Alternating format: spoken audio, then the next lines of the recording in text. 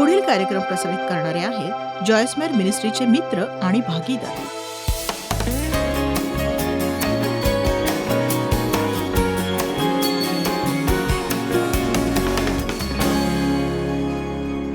तुमच्यात शिस्त आहे. आपण बघूया 2 तिमोथी अध्याय 1:7. देवाने आपल्याला भीतीचा आत्मा दिलेला नाही. ज्या गोष्टीला तुम्ही घाबरायला नको ते आहे प्रलोभन. बऱ्याच जणांना वाटतं की मी मोहातच पडलो नाही तर. बघा, मोह तर होणारच. तुम्हाला आळसाचा मोह होईल, तुम्हाला मोह होईल अयोग्य खाण्याचा, तुम्हाला मोह होईल रात्री जागं राहण्याचा आणि सकाळी उशिरापर्यंत हातपाय ताणून झोपण्याचा. सगळ्यांनाच मोह होतात. मोहाला नाही न म्हणण्याचे परिणाम लक्षात घेतले तर आपण मोहाला नाही म्हणू शकू नक्कीच. याचे दुष्परिणाम आहेत. 2 तिमोथी अध्याय 1:7 म्हणतं, देवाने आपल्याला भीतीचा आत्मा दिलेला नाही, म्हणजेच भीतीने हातपाय गाळून बसण्याचा आत्मा नाही. देवाची इच्छा आहे की आपण धीट असावं, आपण पूर्णपणे त्याच्यावर विसंबून असावं. तर त्याने आपल्याला सामर्थ्याचा, प्रीतीचा आणि शांतीचा आत्मा दिलाय आणि संतुलित मनाचा आत्मा. संतुलित मनाचा आत्मा आणि कशाचा आत्मा? कशाचा? शिस्तीचा. देवाने आपल्याला शिस्त दिलेली आहे. तेव्हा असं म्हणू नका की मला शिस्त नाहीये, माझं स्वतःवर नियंत्रण नाहीये. असली वाक्य तुमच्या तोंडातून चुकूनही यायला नकोत. जर कुठल्या बाबतीत तुम्ही स्वतःला शिस्त लावू शकत नसाल तर प्रामाणिकपणे कबूल करा की मी हे करणार नाही, कारण माझी इच्छा नाही.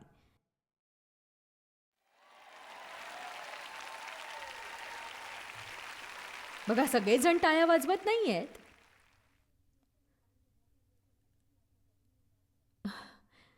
हे फारच कठीण आहे, माझ्यासाठी तर खूपच कठीण आहे. आपलं त्यासाठीच पाचारण आहे. कठीण गोष्टीसाठीच पवित्र आत्म्याने आपल्याला पाचारण दिले, सच्च केलेलं आहे. तुम्हाला हे कळलं का? त्यासाठीच आपल्याला अतिरिक्त सामर्थ्य दिलं गेलेलं आहे. म्हणजे कठीण गोष्टी करूनही आपल्या मुखावर हास्य असावं आणि गुप्तपणे कठीण गोष्टी करताना आपण इतरांना त्यांच्या गरजेच्या वेळी मदत करून म्हणू शकतो, हे घे सैताना, हे तुला कसं वाटलं?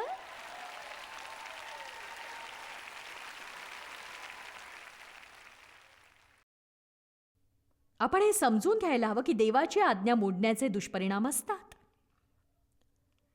बऱ्याचदा मला वाटतं की आपण पापाबद्दल आणखी थोडं शिकायला हवं. देवाच्या न्यायाबद्दलही आणखी थोडं जाणून घेऊन पापाच्या दुष्परिणामांबद्दल आणखी थोडंसं शिकायला हवं. जेव्हा देव अमोक करू नको म्हणतो तेव्हा तो काही कुठल्या प्रकारचा पवित्र सल्ला नसतो, तर ती एक आज्ञा असते. नाही म्हणजे नाहीच. आमेन. आणि पुष्कळदा आपण या आज्ञेपासून भरकटतो आणि ज्या गोष्टीची काळजी मला आणि डेव्हला आहे ती म्हणजे आता लोकांच्या मनात देवाविषयी आदरयुक्त भय राहिलेलं नाही, अजिबातच नाही. मला असं म्हणायचं नाही तुम्ही अयोग्य प्रकारे देवाला घाबरा. मला हे म्हणायचंय की तुमच्या मनामध्ये देवाविषयी आदरयुक्त सन्मान हा असायलाच हवा. नाही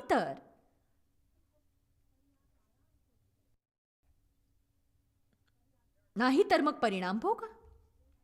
आता बघूया रोमकरास अध्याय 6:21. दुष्परिणाम ठाऊक आहे का? बेफामपणा जीवनात गुंतागुंत निर्माण करतो ते. बघूया रोमकरास अध्याय 6:21. तर ज्या गोष्टींची तुम्हास आता लाज वाटते त्यापासून तुम्हास त्यावेळेस काय फळ मिळाले? काही नाही, त्याचा शेवट मरण आहे. बघा, मी एक प्रश्न विचारते. ख्रिस्ताला स्वीकारण्यापूर्वी तुम्ही जी वर्ष पापामध्ये घालवली त्यातून तुम्हाला काही लाभ झालाय का? नाही. त्यामुळे तुम्हाला फक्त निराशा मिळाली. तुमच्यात थोडा दैहिक उत्साह वरचेवर दिसत असतो, पण सत्य हेच आहे की आपलं अंतरंग हे शुद्ध असायला हवं. आपण निराश होतो तर आपल्याला देवाची आज्ञा मोडून काय मिळालं? काहीच नाही आणि पुढेही मिळणार नाही, नक्कीच नाही. वचन 22. परंतु आता तुम्ही पापापासून मुक्त होऊन, हालेलुया, बघा आपण पापमुक्त आहोत. आता तुम्ही देवाचे दास झाला आहात. मला हे आवडतं. आता मी यापुढे सैतानाचा दास नाही. तुम्हास पवित्रीकरणाची फलप्राप्ती झाली आहे, जिचा उद्देश सर्वकालचे जीवने तुम्हाला ठाऊके पावित्र्य आहे, एक पारितोषिक आहे. का ठाऊके? कारण ज्या गोष्टी तुम्ही करायला नको असतात त्या गोष्टी जेव्हा तुम्ही करता, तेव्हा ज्या गोष्टी तुम्ही करायला हव्या आहेत त्या गोष्टी तुम्ही करत नाही, तेव्हा अशा गोष्टींविषयी दोषभावना किंवा अपराधीपणाची भावना नसणं यासारखी अद्भुत अशी गोष्ट दुसरी नाही, नक्कीच नाही. तर पावित्र्य हेच एक प्रतिफळ आहे. कारण पापाचे वेतन हे मरण आहे. कारण पापाचे वेतन हे मरण आहे. पण देवाचे कृपादान आपल्या प्रभू येशू ख्रिस्तामध्ये सर्व काळचे जीवन आहे. आता बघा, इथे सांगितलेल्या मरणाचा अर्थ हा नाहीये की आपण श्वास घेणंच बंद करू. याचा अर्थ हा नाहीये. याचा अर्थ आहे की तुमच्या कल्पनेतली सगळी दुःख आणि क्लेश. आणि एक सांगू का, एक गोष्ट मी तुम्हाला सांगू इच्छिते. इथे असे बरेच लोक आहेत आणि टी व्हीवरून पाहणारेही बरेच आहेत. तुम्ही रेकॉर्ड केलेलं नंतर ऐकायला उत्सुक असता, तरीही तुम्ही दयनीय आहात. दयनीय लोक चर्चला जातात, ठाऊके? माझी ही अवस्था फार फार काळापर्यंत अशीच होती. मी मुखावर ख्रिस्तीपणाचा आव आणून म्हणायचे की देवाची स्तुती असो. बघा, दयनीय लोक इतरांनाही दयनीय बनवतात. किमान तसा प्रयत्न तर करतातच. मी थोड्या धाडसाने सांगू इच्छिते की तुमच्या दयनीय स्थितीचं मुख्य कारण शिस्त आणि आत्मसंयमाचा अभाव हे आहे. काही गोष्टी तुम्हाला करायच्या असतात, पण त्या करण्याऐवजी तुम्ही केवळ सबब सांगत राहता. सबब. तुम्ही हाताची घडी घालून निरागसपणाचा भाव आणून बघता.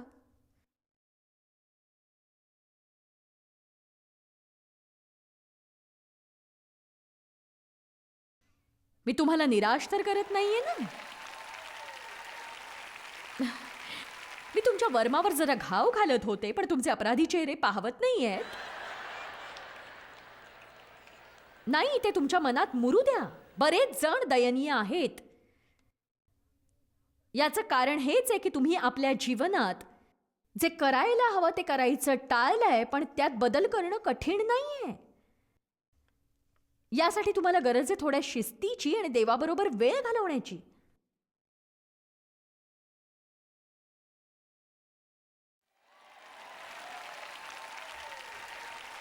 नाही, पण हे खरंच खूप कठीण आहे आणि मी खूपच व्यस्त आहे. कशामध्ये व्यस्त?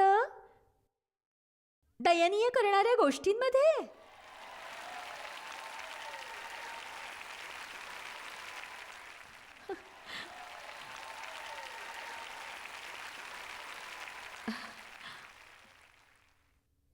बघा, मी यावर्षी माझ्या चेकबुकचा हिशेब ठेवला नाही. माझ्या आर्थिक उलाढालींची मला कल्पना नाही, पण बँकेने मला फोन करून सांगितलं की माझे बरेच चेक्स बाउन्स झालेत. मला कळत नाही कसे.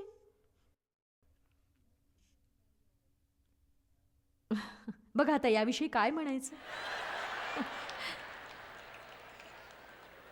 फसवू शकत नाही आपण स्वतःला.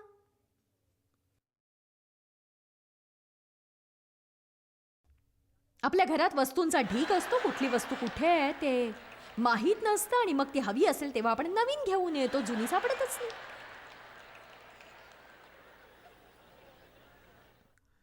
मी बाल्कनीचा विषय काढू नये असं किती जणांना वाटतं?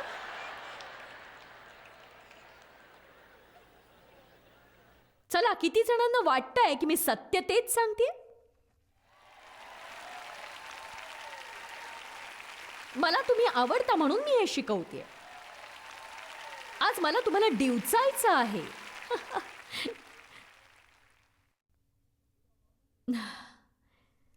बऱ्याच गोष्टींविषयी आपण काहीही करू शकत नाही, पण जे काही आपण करू शकतो ते मात्र आपण करायलाच हवं.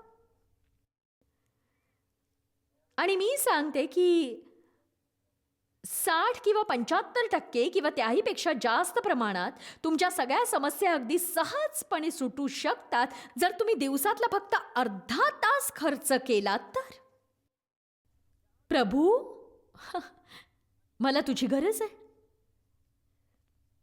मी सभेला जाऊन संदेश ऐकला असला तरीही माझी गुंतागुंत मात्र तशीच आहे. मला तू हवायस देवा.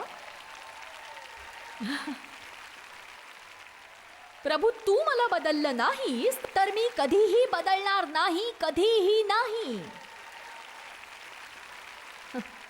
प्रभू, मी माझ्या जोडीदाराशी बिलगून राहावं हे माझ्यासाठी कठीण आहे, पण मी तुझ्यावर प्रीती करतोय आणि तू जे सांगतोस तेच मला करायचंय. देवा, मी फक्त बसून राहीन, तुझी वाट पाहीन.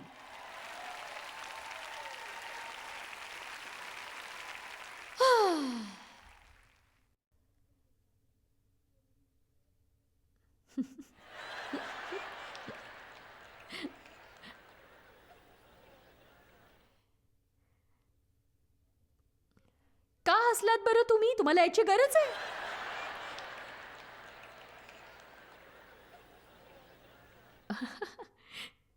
मला देवासह वेळ घालवायचा पण माझ्या कार्यक्रमाच्या केंद्रस्थानी मला प्रभूला ठेवायचंय. प्रभू, दया कर. आपण फक्त आपलं कामच नाही तर संपूर्ण जीवन प्रभूभोवती ठेवायला हवं. पहिल्याने तुम्ही त्याचं राज्य आणि नीतिमत्व मिळवा.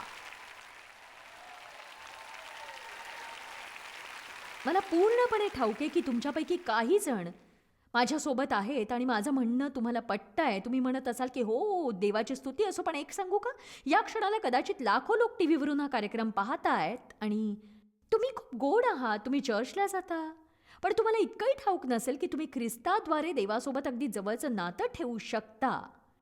तुम्ही देवाच्या उपस्थितीत वेळ घालवू शकता आणि आपले केस कसे गुंफायचे यापासून पैशाचं काय करायचं इथपर्यंत देवाला विचारू शकता. तुम्ही देवाच्या उपस्थितीत थांबून म्हणू शकता की प्रभू, मी तुझ्याशिवाय शून्य आहे, आणि तुम्ही आपल्या जीवनात अविश्वसनीय बदल बघाल. फक्त चर्चला जाऊन धार्मिक होण्यापेक्षा देवाला तुम्हाला अधिक द्यायचं आहे. आपण चर्चला जातो, पण ख्रिस्ताच्या सामर्थ्याने भरलेलं जीवन जर आपण चर्चच्या बाहेर ठेवलं नाही तर आपण कुणालाही प्रभावित करू शकणार नाही. बदल इथेच दिसून येतो, बदल इथेच दिसतो. जगाला आवेशाने पेटलेले, समर्पित हृदयाचे, संतुलित असलेले ख्रिस्ती लोक पाहायचे.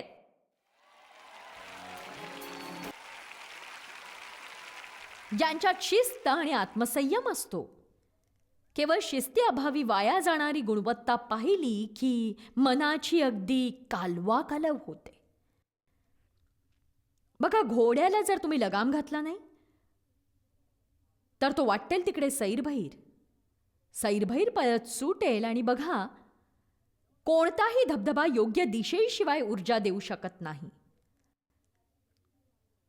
कुठलंही जीवन समर्पण आणि शिस्तीशिवाय चांगलं, वाढून मोठं होऊ शकत नाही.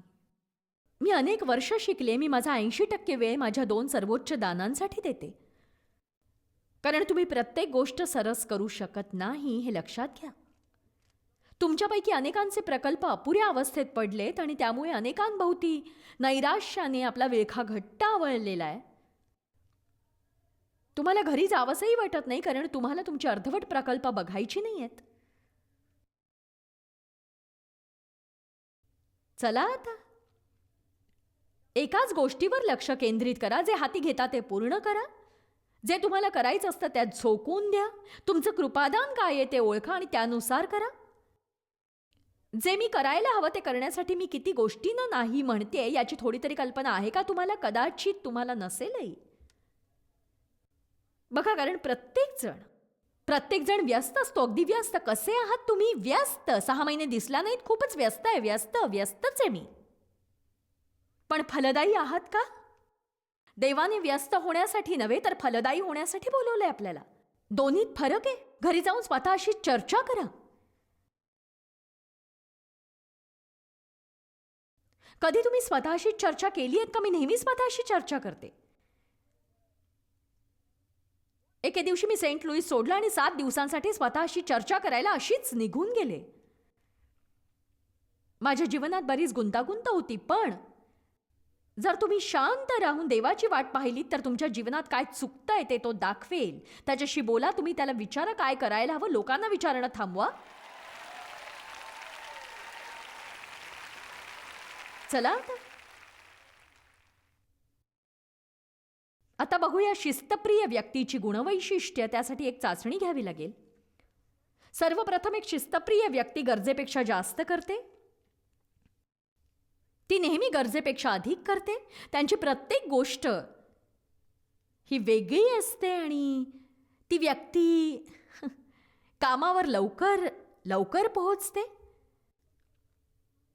ऐनवेळी ती हजर राहत नाही, तर 5 मिनिटं ते बाथरूममध्ये घालवतात, 5 मिनिटं उपहारगृहात घालवतात, 10 मिनिटं सगळ्यांना गुड मॉर्निंग करण्यात घालवतात. मग 8:20ला ते आपल्या कामाला लागतात. पण घालवलेल्या वेळेची किंमतही ते वसूल करतात.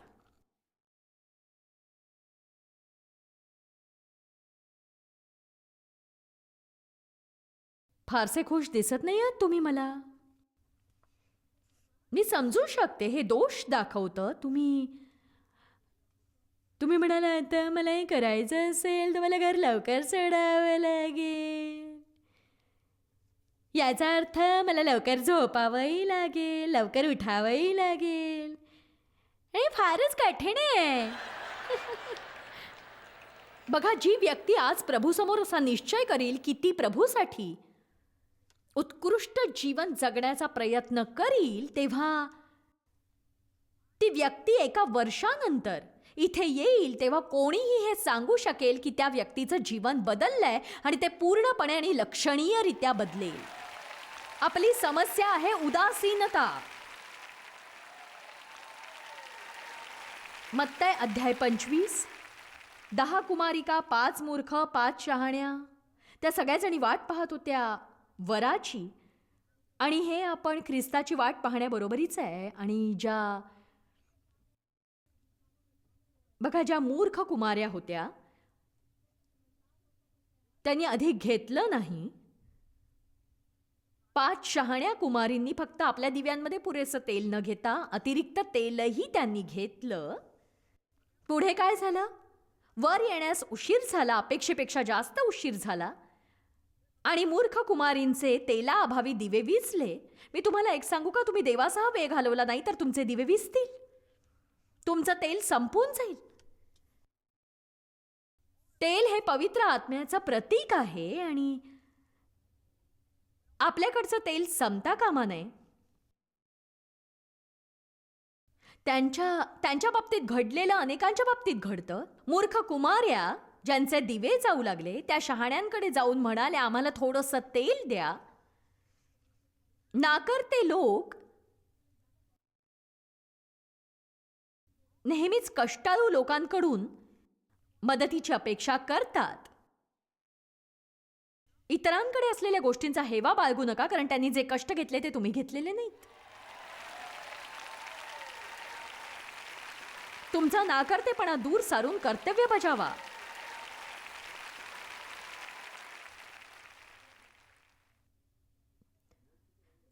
माझं घर तुमच्या घरासारखं स्वच्छ असायला हवं होतं.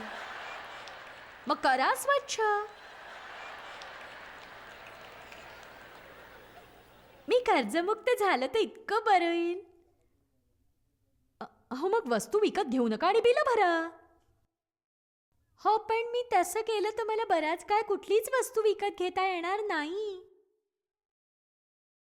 देवला आणि मला सुद्धा आमच्या जीवनात असं करावं लागलं. जेव्हा तुम्ही गरजेपेक्षा जास्त खर्च करता आणि शरीराच्या गरजेपेक्षा जास्त खाता, तेव्हा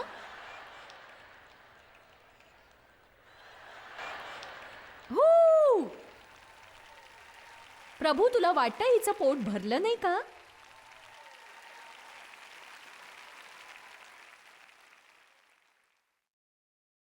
तुम्ही म्हणाल, जॉयस, देवाला याची पर्वा नाहीये की मी किती झोपते आणि मी किती खाते. त्याला या गोष्टींची पर्वा नाही. माझ्या समस्या फार गंभीर आहेत. पण एक सांगू का, हे द्राक्षमळा नासवणारे लहान लांडगे आहेत. बघा, आपण लहान गोष्टींमध्ये देवाची आज्ञा पाळली नाही तर मोठ्या गोष्टींमध्येही आपण ती पाळणार नाही. जो थोडक्यात विश्वासू राहील त्याला मोठ्या गोष्टी सोपवल्या जातील. पवित्र आत्म्याचं मार्गदर्शन पाळायला शिका. सर्वोत्कृष्ट व्यक्ती बना. किती जण सुट्ट्यांसाठी हॉटेलात राहतात, इथले किती जण जवळच्याच हॉटेलात थांबलेत. तर निघण्यापूर्वी या विचाराने खोलीत कचरा टाकू नका की कुणीतरी येऊन हे स्वच्छ करणारच आहे ना.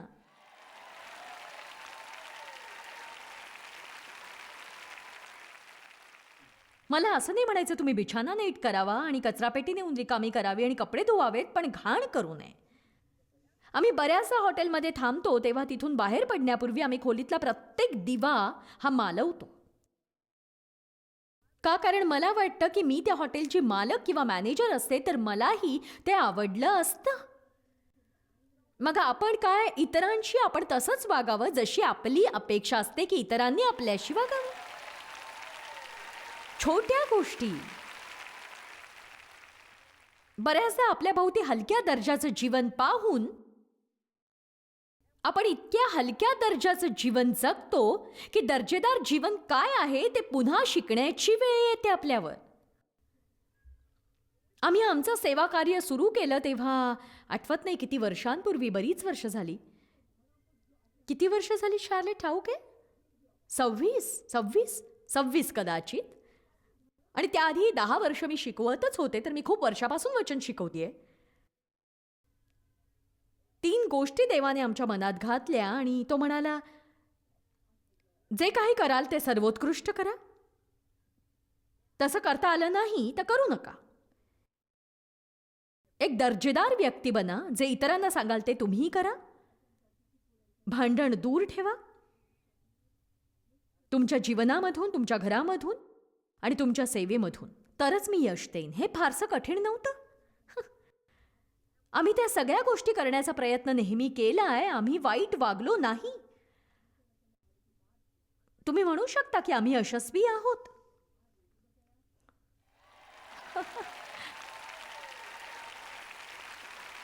सर्वोत्कृष्ट बना. तुम्ही शॉपिंगला जाता, तुमचा धक्का लागून काही कपडे खाली पडतात, तुम्ही ते तसेच पडू देता.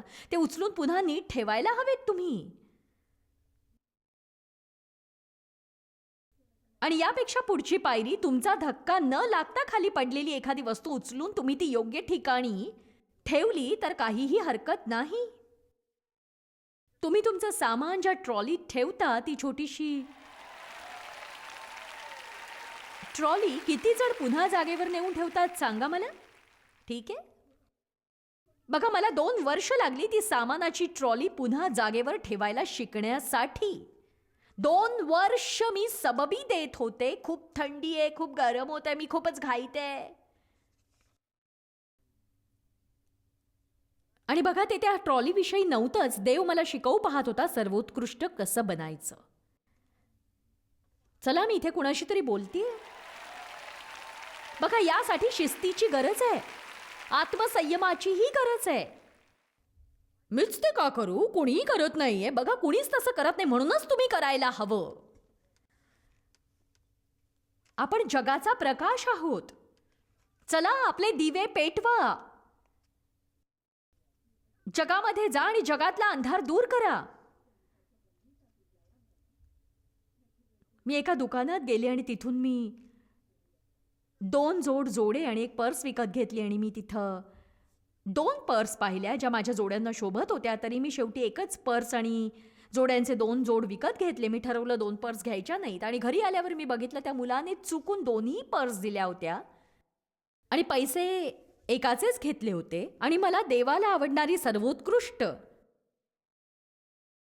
आणि दर्जेदार अशी व्यक्ती बनायचं होतं, म्हणून मी माझा वेळ, माझा पैसा, माझा इंधन खर्च करून ती पर्स त्या माणसाला परत करायला जावंच लागलं.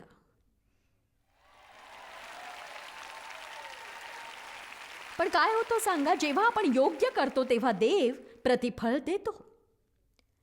तुम्हाला कल्पना आहे का की लोक त्यांच्या जीवनात कशा प्रकारच्या क्लेशांना आमंत्रण देतात फक्त अशा लहान समजल्या जाणाऱ्या चुकांमुळे. किती जण अशा दुर्लक्ष केलेल्या लहान गोष्टींबद्दल विचार करू शकतात सांगा? आणि शेवटी मला हे सांगू द्या की शिस्तप्रिय व्यक्ती फक्त स्वतःला नाही म्हणायला शिकत नाही, तर ते दुसऱ्यांनाही गरज असेल तेव्हा नाही म्हणतात. तुमच्यापैकी काही जण इतरांमुळे त्रस्त होतात. तुम्ही फार थकलेले आणि दबलेले आहात, कारण तुम्ही स्वतःला लोकांना संतोषविणारं बनवलंय. आणि तुम्हाला वाटतं की आपण प्रत्येकाची प्रत्येक इच्छा पूर्ण करावी, त्यांना खुश ठेवण्यासाठी, पण या गोष्टीमुळे तुम्ही कोसळत असता. आता मी कोणत्या भागाची निवड करू? वर बाल्कनीतले लोक मला दिसतायत. मग हे संपूर्ण बाल्कनीसाठी असं समजा, आणि खाली बसलेल्यांसाठी सुद्धा आहे बरं का. तुम्ही इतरांच्या मर्जीने जीवन जगत राहिला तर तुमचं जीवन असंतुलित होईल. तुम्ही स्वतःला शिस्त लावा. देव हो म्हणतो तेव्हा हो म्हणण्याची आणि नाही म्हणतो तेव्हा नाही म्हणायची. आणि जर कुणी त्यामुळे चिडत असेल तर ती त्या व्यक्तीची वैयक्तिक समस्या आहे. तुम्ही तुमचं जीवन जगा. तुमच्यात ऊर्जा आहे, दानं आहेत, सृजनशीलता आहे. तुम्ही तुमच्या जीवनातल्या या सर्व गोष्टींना देव सांगेल तशी दिशा द्या, म्हणजे तुम्ही देवाच्या मनासारखे बनाल. किती जणांना वाटतं तुम्हाला घरी जाऊन थोडाफार गृहपाठ करायचा आहे? बघा, उद्या मी विचारणार आहे हा तो गृहपाठ. बघा, आपल्या जीवनामध्ये संतुलन असायलाच हवं आणि संतुलन खूप महत्वाचं आहे. याचा अर्थ सगळं काही पुरेसं करा, पण कसलाही अतिरेक करू नका.